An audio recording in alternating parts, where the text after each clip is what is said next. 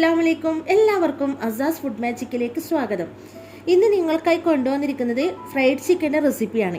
KFC ചിക്കനോട് അടുത്ത് നിൽക്കുന്ന രീതിയിൽ വീട്ടിൽ എങ്ങനെ ഹോം മെയ്ഡായിട്ട് പെർഫെക്റ്റ് ആയിട്ട് നമുക്ക് ഈ ഒരു ഫ്രൈഡ് ചിക്കൻ ഉണ്ടാക്കാമെന്നാണ് ഈ ഒരു വീഡിയോയിലൂടെ നിങ്ങളായിട്ട് ഷെയർ ചെയ്യുന്നത്. അപ്പോൾ നമുക്കിതെങ്ങനെ റെഡിയാക്കുന്നതെന്ന് നോക്കാം. ഞാനിവിടെ 1 കിലോ ചിക്കൻ കഴുകി വൃത്തിയാക്കി എടുത്തിട്ടുണ്ട്. ആദ്യം നമ്മൾ ചിക്കനിലേക്ക് ചേർക്കുന്നത് ബട്ടർ മിൽക്കാണ്. ബട്ടർ മിൽക്ക് എന്ന് പറഞ്ഞാൽ മോര്.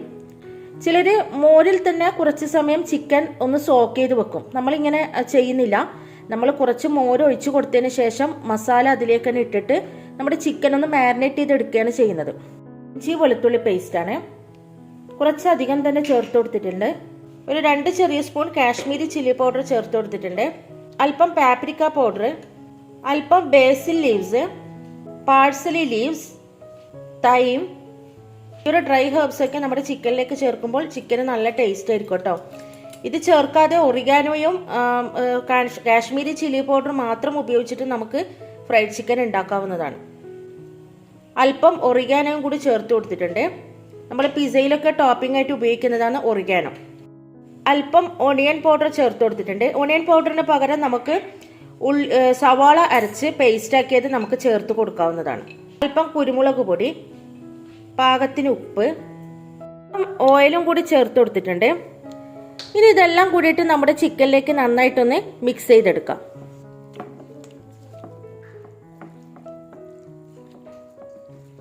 നമ്മുടെ ചിക്കനിലേക്ക് എല്ലാ ഇൻഗ്രീഡിയൻസും ഇതാ നന്നായിട്ട് മിക്സ് ചെയ്ത് കൊടുത്തിട്ടുണ്ട്.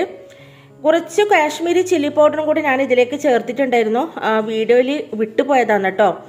അപ്പോൾ കളറിന് വേണ്ടിയിട്ട് ഞാൻ കുറച്ചുകൂടി കാശ്മീരി ചില്ലി പൗഡർ ഇതിലേക്ക് ചേർത്ത് കൊടുത്തിട്ടുണ്ടായിരുന്നു. ഇനി നമുക്ക് ഈ ചിക്കൻ ഒരു അരമണിക്കൂർ റെസ്റ്റ് ചെയ്യാനായിട്ട് മാറ്റി വെക്കാം. ചിക്കൻ ഞാനിവിടെ ഒരു ക്ലിംഗ് റാപ്പ് കൊണ്ട് കവർ ചെയ്ത് കൊടുത്തിട്ടുണ്ട്. ഇനി നമുക്കിതൊരു അരമണിക്കൂർ റെസ്റ്റ് ചെയ്യാനായിട്ട് മാറ്റി വെക്കാം. നമ്മുടെ ചിക്കൻ ഫ്രൈ ചെയ്യാനുള്ള കാര്യങ്ങളിലേക്ക് കടക്കാം. ചിക്കൻ ഫ്രൈ ചെയ്യാനുള്ള മൈദയുടെ കൂട്ട് നമുക്കൊന്ന് റെഡിയാക്കാം. അതിനായിട്ട് ഇവിടെ ഒരു ബൗൾ എടുത്തിട്ടുണ്ട്.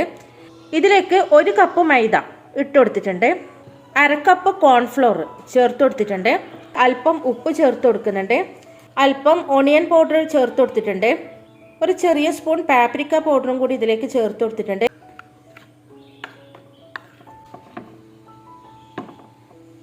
നമ്മുടെ മാരിനേറ്റ് ചെയ്ത ചിക്കന് ഓരോന്നായിട്ട് നമ്മുടെ ഈ ഒരു മൈദയുടെ കൂട്ടിലേക്ക് ഇങ്ങനെ ഒന്ന് മിക്സ് ചെയ്തെടുക്കുക.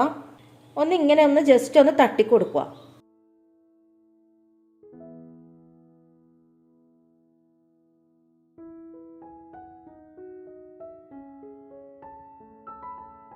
എല്ലാ ചിക്കനും ഇതാ നമ്മുടെ മൈദയുടെയും കോൺഫ്ലോറിൻ്റെയും കൂട്ടിലേക്ക് ഇതാ ഇതുപോലെ മിക്സ് ചെയ്തെടുത്തിട്ടുണ്ട്.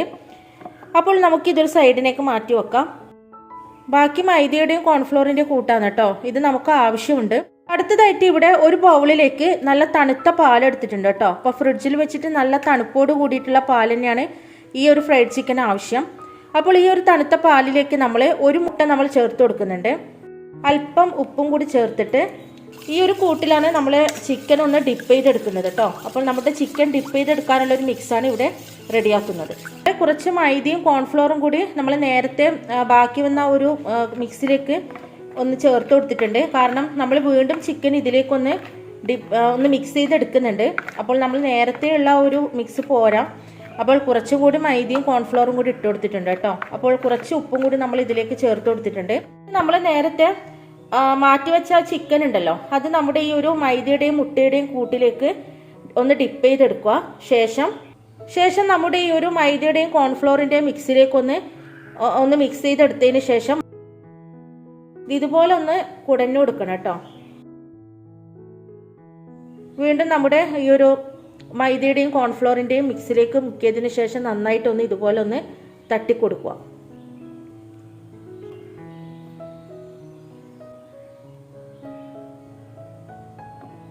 ചിക്കൻ കഷ്ണങ്ങളും നമ്മൾ മൈദയുടെയും മുട്ടയുടെയും കൂട്ടിൽ മുക്കി കോൺഫ്ലോറിലും മൈദയിലൊക്കെ നമ്മൾ കോട്ട് ചെയ്തെടുത്തിട്ടുണ്ട്. ഇനി നമുക്കിതൊന്ന് ഫ്രൈ ചെയ്തെടുക്കാം. ചിക്കൻ കോട്ട് ചെയ്യുന്ന സമയത്ത് പ്രത്യേകം ശ്രദ്ധിക്കാനുള്ളത് നമ്മൾ ഡിപ്പ് ചെയ്തെടുക്കുന്ന പാല് നല്ല തണുപ്പുണ്ടായിരിക്കണം. ഒരു കടായിലേക്ക് നമ്മൾ സൺഫ്ലവർ ഓയിൽ ഒഴിച്ചു കൊടുത്തിട്ടുണ്ട്. നമ്മൾ ഈ ഒരു ചിക്കൻ ഫ്രൈ ചെയ്യാൻ വേണ്ടിയിട്ട് വെളിച്ചെണ്ണയല്ല സൺഫ്ലവർ ഓയിലാണ് ഉപയോഗിക്കുന്നത്.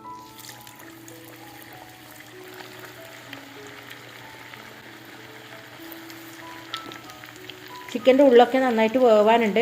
അപ്പോൾ ഞാനിവിടെ ചിക്കന് ചെറിയ കഷ്ണങ്ങളാക്കിയിട്ടാണ് എടുത്തിട്ടുള്ളത്. അപ്പോൾ ഇങ്ങനെയൊക്കെ ഡീപ് ഫ്രൈ ചെയ്യുന്ന സമയത്ത് നമുക്ക് പെട്ടെന്ന് തന്നെ ചിക്കൻ കുക്കായി കിട്ടാൻ വേണ്ടിയിട്ട് ചിക്കൻ ഒന്ന് ചെറിയ കഷ്ണങ്ങളാക്കി എടുക്കുന്നതായിരിക്കും നല്ലത്. വലിയ കഷ്ണങ്ങളാക്കി എടുക്കുന്ന സമയത്ത് നമ്മൾ ചിക്കന് ഓയിലിൽ കുറച്ചുകൂടി ടൈം എടുത്ത് കുക്ക് ചെയ്യേണ്ടി വരും.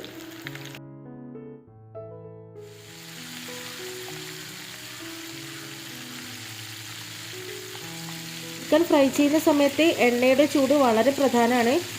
എണ്ണ നന്നായിട്ട് ഒരുപാട് ചൂടാകാനും പാടില്ല, അതുപോലെ തന്നെ എണ്ണയുടെ ചൂട് നന്നായി കുറയാനും പാടില്ല. അപ്പോൾ നമ്മൾ ആദ്യം ചിക്കൻ കഷ്ണങ്ങൾ ഇട്ടുകൊടുത്തതിന് ശേഷം ഒന്ന് ഹൈ ഫ്ലെയിമിലാക്കി വെക്കുക. ഒരു 5 മിനിറ്റിന് ശേഷം പിന്നെ നമ്മൾ മീഡിയം ഫ്ലെയിമിലാക്കിയിട്ടാണ് ചിക്കൻ ഒന്ന് കുക്ക് ചെയ്തെടുക്കേണ്ടത്. എന്നാൽ മാത്രമേ ചിക്കൻ്റെ ഉള്ളൊക്കെ നന്നായിട്ട് വെന്ത് കിട്ടുകയുള്ളൂ. പിന്നെ നമ്മൾ ചിക്കൻ ഫ്രൈ ചെയ്തതിന് ശേഷം ചൂടോടെ തന്നെ നമ്മൾ കഴിക്കുന്നതാണ് ഏറ്റവും നല്ലത്. കാരണം തണുത്ത് കഴിഞ്ഞ് കഴിഞ്ഞാൽ അതിൻ്റെ ക്രിസ്പിനെസ് ഒക്കെ നഷ്ടപ്പെടും.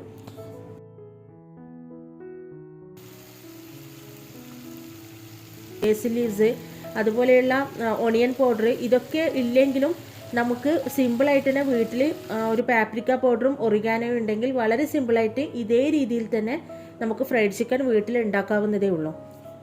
അങ്ങനെ നമ്മുടെ ഹോം മെയ്ഡ് ഫ്രൈഡ് ചിക്കൻ ഇവിടെ റെഡി ആയിട്ടുണ്ട്. KFC ചിക്കൻ്റെ അത്രയൊന്നും വരില്ലെങ്കിലും ടേസ്റ്റിൽ ഒട്ടും കുറവല്ല കേട്ടോ. നല്ല അടിപൊളി ടേസ്റ്റാണ് ഇതിൻ്റെ.